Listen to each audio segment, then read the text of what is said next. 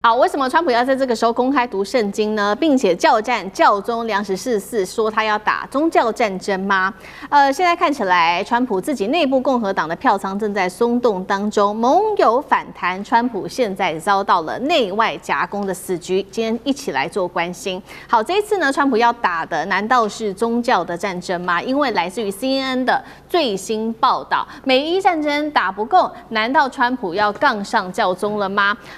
川普說了，接下來的日子選在美東時間4月21號晚間6點會來直播全美一起讀聖經、朗讀聖經的這一場直播活動。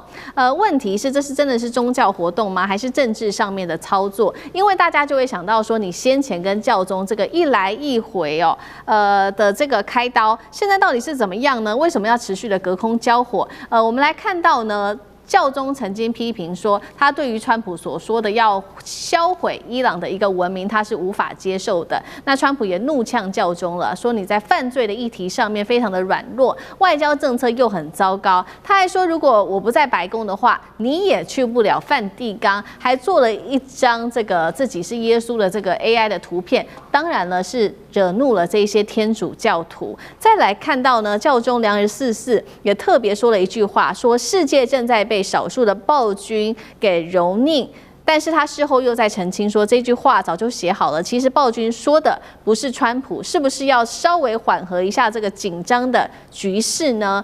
委員怎麼看這個川普這一次說要公開朗讀聖經，是為了搶救基督教的選票嗎？然後又把自己塑造成一個美國教宗，委員怎麼看？是，我想這一次如果大家看到天主教宗良14世的談話我相信大家都會被感動那麼我雖然自己不是教徒但是我必須表達對教宗非常崇高的敬意他果然不愧是這個天主教這個最重要的一個精神領袖了。那當然，這個川普在槓教宗的過程當中的一些所作所為真的是太令人覺得惡心了但是川普自己去做的甘之如飴我也不理解就川普是在一個什麼樣的心態之下，還會覺得這些事情他所說的、他所做的具有正當性？那我覺得最妙的一件事是什麼呢？最妙就是大家還記得當時在打這場戰爭之前，美國跟西方這個盟友是怎麼這個批評伊朗的？說伊朗就是一個神權體制就伊朗呢基本上不是一個民主國家，它完全就是個神權体制，所以呢他們要去解放伊朗了。可是後來呢，你看到伊朗戰一開打之後呢，你看到的是川普召集了全美的牧師跑到白宮的橢圓辦公室來為他祈禱你現在看到了川普去跟教宗槓起來，看到川普去來搞個什麼全美讀經會，看到了赫格塞斯告訴他的這個官兵說，這就是這個要執行這個宗教戰爭的一個目的了。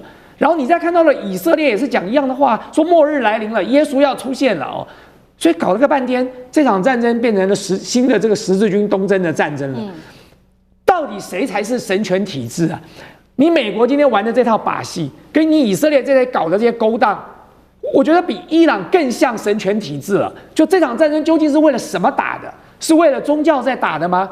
現在顯然看起來，你們在動員你們的支持群眾，都是用這種方式那你說川普這個時候為什麼要來搞這個什麼全美讀經這樣的一個行動？其實不意外因為他在跟教宗對槓的這個過程當中，他自己受傷了那麼他得罪了天主教的教徒、基督教的教徒，所以他不得不利用一些動作，他要把福音派或者是這個保守派的这些教徒是他最重要的基本盤他的基本盤要他重新拉回來，所以他必須要用這個方式來顧票。但是他不僅僅是為了顧票他又在塑造他宗教上的道德正當性了。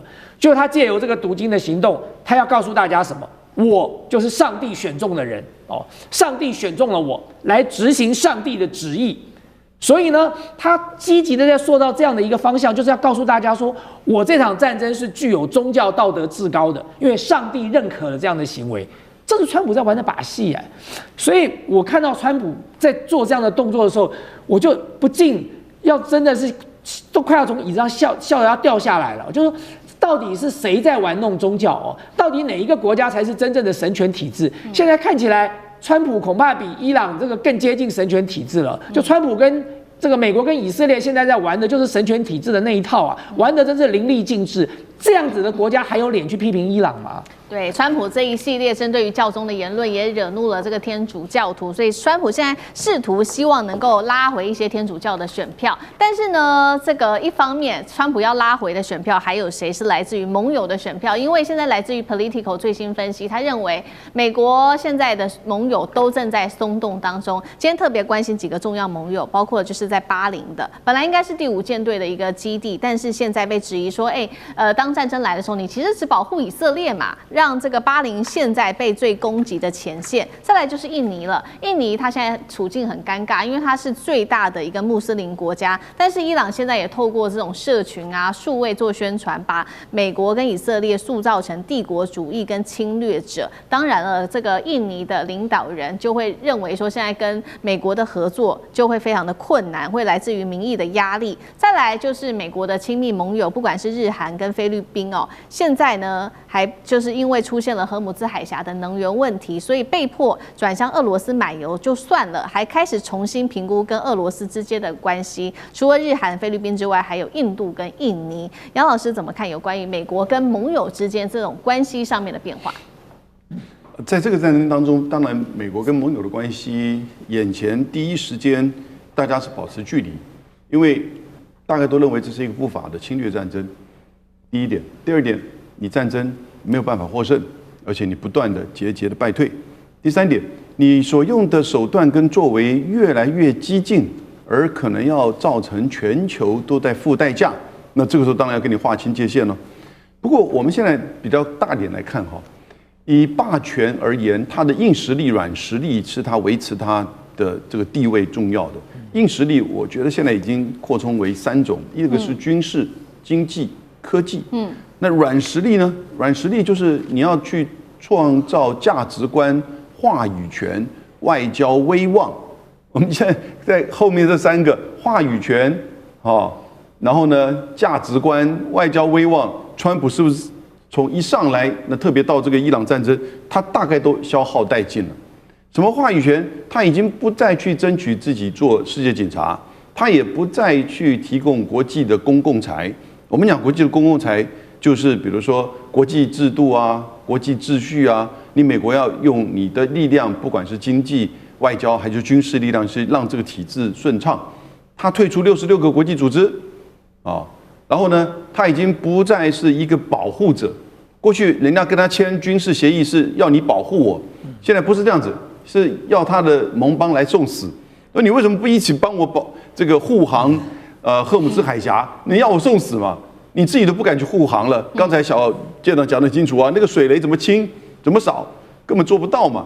那結果你的保護者變成什麼？交易者。那我就跟你用交易的態度來去面對了。今天你已經不是個霸權，你也不是大哥，你也不是世界警察，你就顧你自己。我跟你關係還是很重要，因為不管是貿易還是安全的利益很重要。但我用交易的角度。這個時候呢，不管是美國、英國、法國還是印尼，都用交易的角度，我覺得這個現在是很重要的。那這個時候交易，我當然尋求另外一個交易來去做避險或者是確保。那另外一個交易的對象是誰？就是中國。這個中國，但是表現出了一個要維護秩序，然後要建構就是國際公共財的這個角色。你就慢慢的看到，至少在全球南方，它慢慢的把對美國的過去那種敬仰轉而變成對中國的接受了。這個是美國在這次戰爭當中損失最大的。對，我覺得這一次受創很深。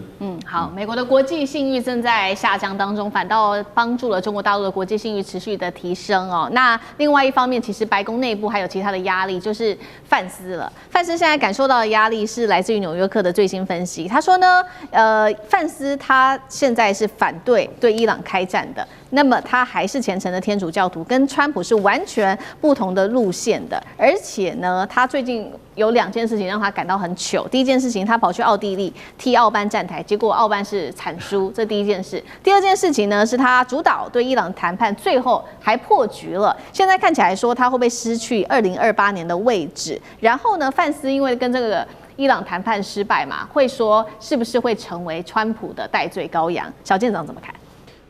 如果說我們曾經接受過這個天主教或者是基督教的那個宣傳的小章的話，我們就知道，這個川普他剛剛的那張圖，他手按的那個病人，其實他在隱喻的，也就是他是耶穌或者是耶和華。那這些都是對於天主教或基督教非常大的一個侮辱，因為你怎麼可以把自己給神格化呢？其實你沒有那個資格。不過我們這樣講啊，現在我剛剛提到說有關於美軍，他其實現在正在整補，他只要整補完畢之後，其實大戰就即將開始。因為赫格塞斯他就曾經講過啊，美國在伊朗的部署地面戰力，他力求的是出其不意。那什麼叫做出其不意呢？大家認為談判還可以有希望的時候，那就是出其不意的时候。而且美國已經幹了這種事很多次，但是美國到底現在是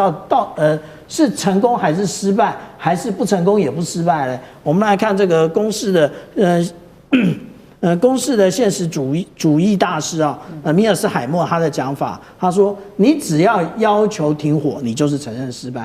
這次要求就已經要求停火了，那也就是他說啊，如果說這一個是事態升級，其實是這一個川普想要的，但是實際上來講他辦不到。那至於說有關於我們剛剛講到的這個。